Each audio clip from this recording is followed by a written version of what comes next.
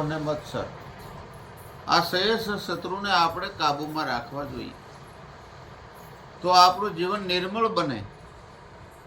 અને જીવન નિર્મળ બને તો સૌને આ જીવન આપણું ભાવે. કારણ કે મહારાજે કીધું કે દૂધમાં જેમ સાકર ભળે એમ બધાની અંદર ભળી જવાની જરૂર છે. અને તમે બધાની અંદર છો જ તે જ્ઞાન દ્રષ્ટિમાં કોઈ જુદું નથી. બધાના ઘટમાં એક જ આત્મા વ્યાપી રહ્યો છે, બીજો આત્મા નથી. એટલે કીધું કે ધ્યાન મૂલમ ગુરુ મૂર્તિ, પૂજા મૂલમ ગુરુ પદ, મંત્ર મૂલમ ગુરુ વાક્ય, મોક્ષ મૂલમ ગુરુની કૃપા. ધ્યાન મૂલમ ગુરુ મૂર્તિ, ધ્યાન કરવું હોય તો ગુરુ મૂર્તિનું કરવું. પૂજા કરવી તો ગુરુના પદની. અને જે ગુરુ મહારાજ આપણને સત્ય જ્ઞાન સમજાવે એ શિષ્યને માટે મંત્ર બની જાય છે. અને જ્યારે એ પ્રમાણેનું આપણું જીવન હોય તો મોક્ષ અવશ્ય આપણને પ્રાપ્ત થાય છે મારા વાલા. અને આવો રતન પદાર્થ જેવો માનવ દેહ મળ્યો છે, 84 લાખ ખોળિયામાં ઉત્તમ છે. અને આ માનવ દેહ દ્વારા તમારે જે બનવું બની શકાય છે. આપણને એક તક મળે છે, એક ટાણું મળ્યું છે, એક અવસર મળ્યો છે.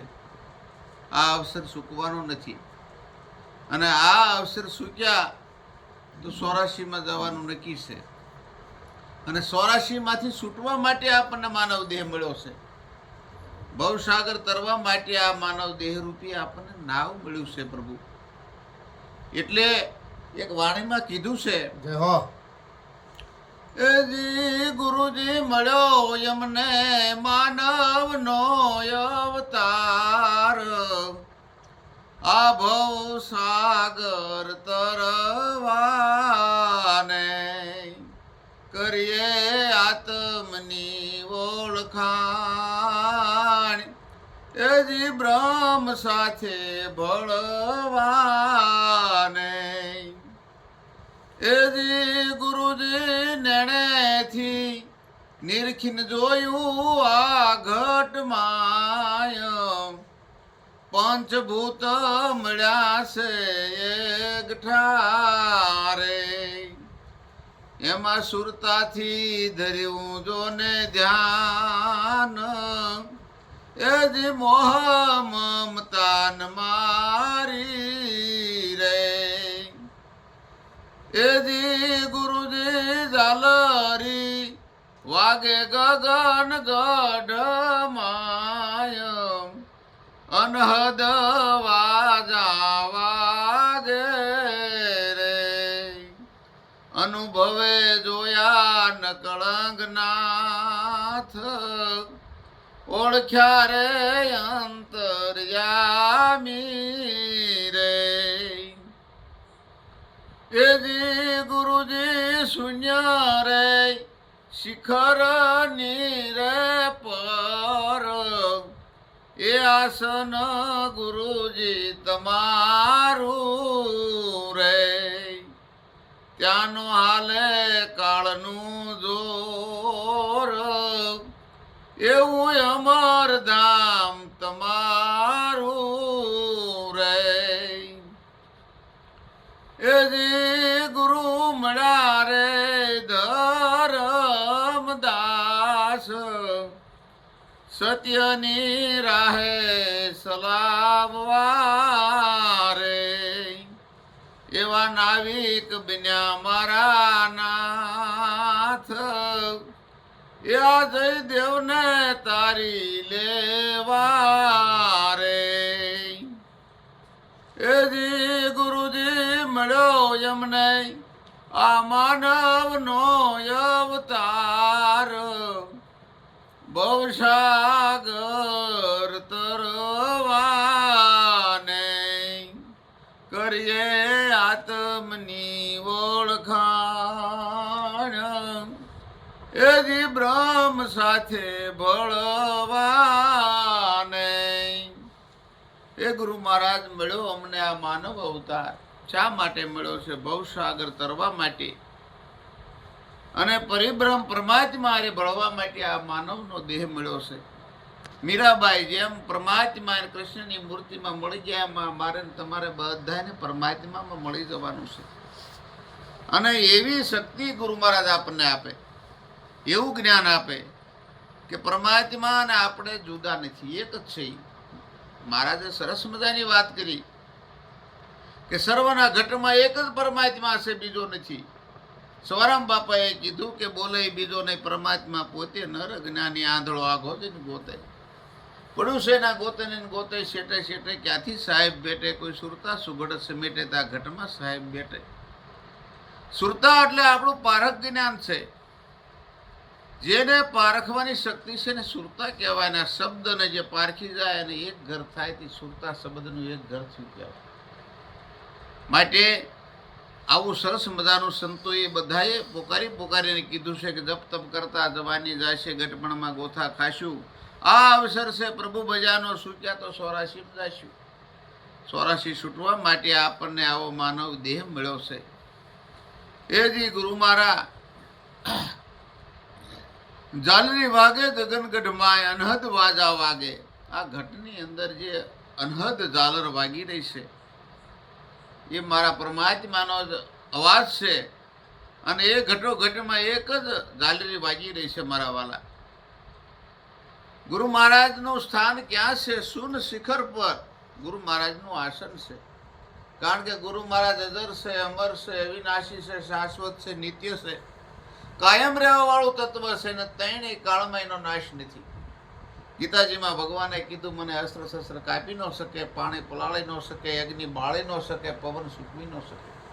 આવો હું અજર અમર ને અવિનાશી છું ને અણુ અણુમાં મારો વાસ એક રસ, બહાર પણ જગ્યા મારા વિના ખાલી નથી.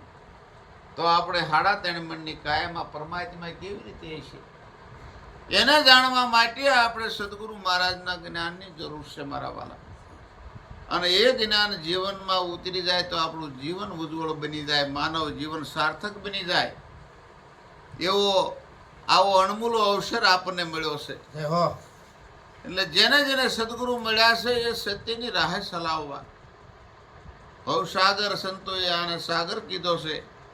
સાગરમાં તરવા માટે જેમ નાવની જરૂર છે એમને આપણને સંસાર સાગર તરવા માટે માનવ દેહરૂપી નાવ મળ્યું છે. અને નાવમાં બેહીને આપણે આ ભવસાગર પાર ઉતરવાનું છે. કથા કીર્તન સત્સંગ ભજન કરતા કરતા ભવસાગર પાર ઉતરવાનું છે. નિરાત મહારાજે કીધું હરતા ફરતા ધંધો કરતા ધ્યાન હરીનું ધરવું. નિરાત કે નિષ્ઠાનું ફળ છે અધર્મથી ઓસરવું, ધર્મ ધસીને કરવું. ધર્મનું કાર્ય ધસીને કરવાનું છે, કાંઈ દોડધામ કરવાની જરૂર નથી. બેને કાલ કીર્તનમાં પરમ દિવસે કીધું કે દોડે દોડે તમે થાકી રહેવાના છો, નિષ્ઠા તમે પકડો. સદગુરુ મહારાજના વચનમાં વિશ્વાસ રાખો કે આ જગતમાં જન્મ મળ્યો માનવ અવતાર, આ તેમ રામ ઓળખ્યા નહીં તો એડે ગયો અવતાર. નરસિંહ મહેતાએ કીધું કે જ્યાં સુધી આત્મા ઓળખ્યો ક્યાંય સર્વ સાધના જ ઉઠી. જપ કરો, તપ કરો, યજ્ઞ કરો, દાન કરો, વ્રત કરો, એથી શું થયું? આ બધા પરપંચ છે પેટ ભરવા તણા. જ્યાં સુધી આત્મ રામ ઓળખ્યો નહીં ક્યાંય સર્વ સાધના જ ઉઠે. રવિ સાહેબ કહે છે કે આપ પોતે આત્મ રામ છો. હાલે જાંજવાના પાણી જોડતો. મીરાબાઈ કહે છે આત્માને ઓળખ્યા વિના 84ના ફેરા નહીં મટે. એટલે આત્માની ઓળખાણ કરવાની જરૂર છે મારા વાલા. આત્મા એ આપ તમે પોતે છો. લાલજી મહારાજે કીધું તમારે ઈશ્વર ઓળખવા હોય તો પેલા તમે તમને ઓળખો. તમે કોણ છો? આ વિશ્વમાં ક્યાંથી આવ્યા છો? આ દેહ પડે પછી તમારે ક્યાં જવાનું છે? એ ઘર અખા ભક્તે કીધું છે જે ઘરે મુવા પછી જાવ એ ઘર જીવતા જોવો. દેહ પડી જાય ને આપણે જે ઘરે જવાનું છે એ ઘર આપણે જીવતા જોવા માટે આપણને માનવ દેહ મળ્યો છે. અને એ જ્ઞાન ગુરુ મહારાજ પાસેથી મળે છે.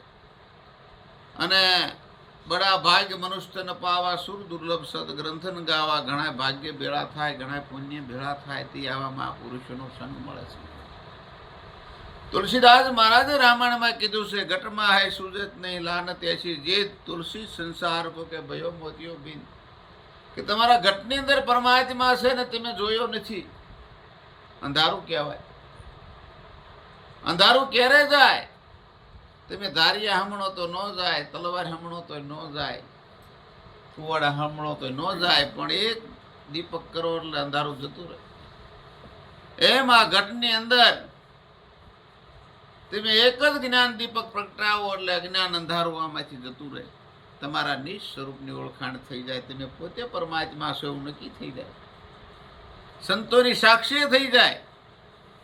એટલે આવો સરસ મજાનો અવસર મળ્યો છે. સદગુરુના વસન હૃદયમાં ધારણ કરી અને ગંગા સતીએ કીધું તેમ ડગલું ભરો કા વસન તપાસો થઈને જો ગુરુના દાસ આઠે પોર મન મસ્ત રહેવે એને પછી કોઈ નહીં પરિવાર.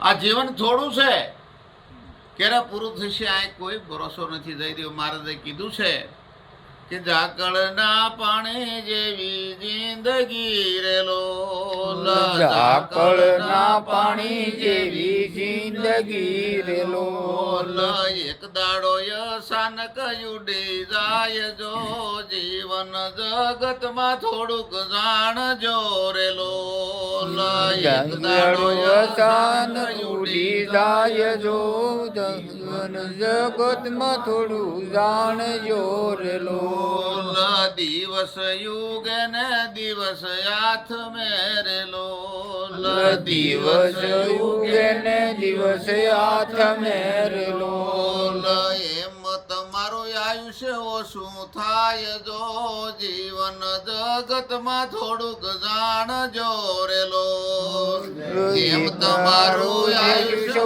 ઓછું થાય જો, જીવન જગતમાં થોડુંક જાણજો રેલો, દેવો ને દાનવો જતા રહ્યા રેલો, દેવો ને દાનવ જતા રહ્યા રેલો, ખાલી પડ્યા છે ખંડેર જો, જીવન જગતમાં થોડુંક જાણજો રેલો, ખાલી પડ્યા છે ખંડેર જો, જીવન જગતમાં થોડુંક જાણજો રેલો, જૂઠી જંજાળ ને જૂઠી જિંદગી રેલો, જૂઠી જંજાળ જૂઠી જિંદગી રેલો, જૂઠા છે કઈ પુત્ર ને પરિવાર જો, જીવન જગતમાં થોડુંક જાણજો રેલો, જૂઠા છે કઈ પુત્ર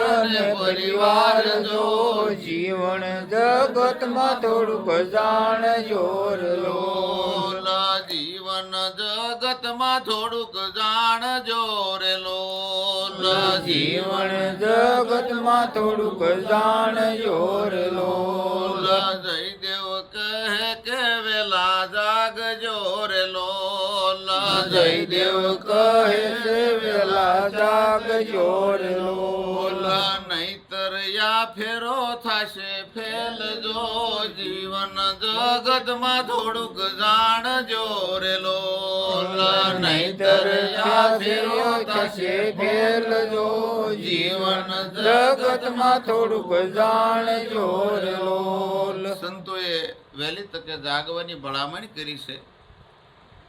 મોહ નિંદ્રામાંથી જાગી અને પોતાના નિજ સ્વરૂપમાં જાગી જવાની જરૂર છે. હું કોણ છું, ક્યાંનો રહીશ છું એ જાણવાની જરૂર છે. એક એક પળ રાખની જાય છે, કાલ કરતા આજ ને આજ કરતા અબ આ વાત જાણી લેવાની જરૂર છે પ્રભુ. કારણ કે આ જીવન ઝાકળના પાણી જેવું છે, ક્યારે પૂરું થઈ જવાનો કોઈ ભરોસો નથી. જેમ દિવસ ઉગતા ને ઝાકળ ઉડી જાય એમ આ જિંદગી ક્યારે પૂરી થઈ જશે. જીવનને હાંજ પડ્યા પહેલા આપણે આપણું મૂળ ઘર ગોતી લેવાની જરૂર છે. દરેક સંતોની ભલામણ છે અને આવો સરસ મજાનો યોગ મળ્યો છે અને વારંવાર નહીં મળે. માટે સદગુરુ પરમાત્મા સૌને પરમાત્મા સુધી પહોંચવાની, ભવસાગર તરવાની શક્તિ આપે, પોતાના નિજ સ્વરૂપને જાણવાની શક્તિ આપે એવી પ્રાર્થના. બોલો સદગુરુ મહારાજની જય.